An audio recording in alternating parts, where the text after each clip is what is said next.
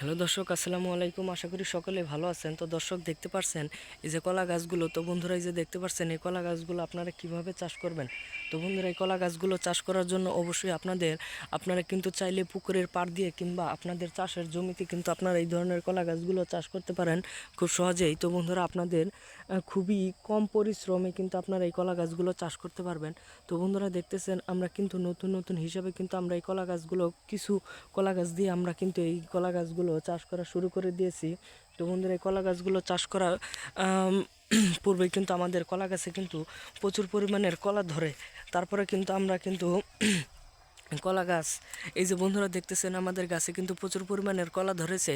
তো বন্ধুরা, আপনারা চাইলেও কিন্তু এই ধরনের কলা গাছগুলো আপনাদের চাষের জমিতে কিন্তু আপনারা চাষ করতে পারেন। তো বন্ধুরা, যে দেখতে পাচ্ছেন এই যে কলাগুলো, তো বন্ধুরা আপনারা অবশ্যই কিন্তু এই কলা গাছগুলো আপনাদের বাড়িতে কিংবা আপনাদের চাষের জমিতে কিন্তু আপনারা অবশ্যই ভালো করে কলা চাষ করতে পারেন।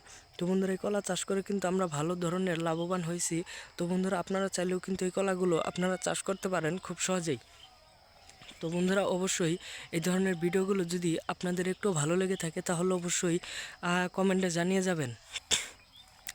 এবং এই কলাগুলো কিন্তু সবজি কলা গাছ। তো বন্ধুরা, আপনারা চাইলে অন্যান্য ধরনের কলার জাতগুলো আপনারা চাষ করতে পারেন। তো বন্ধুরা, আমাদের ভিডিওটি ভালো লেগে থাকলে অবশ্যই চ্যানেলটি সাবস্ক্রাইব করে দিবেন। ধন্যবাদ সকলকে, সকলে ভালো থাকবেন। আসসালামু আলাইকুম।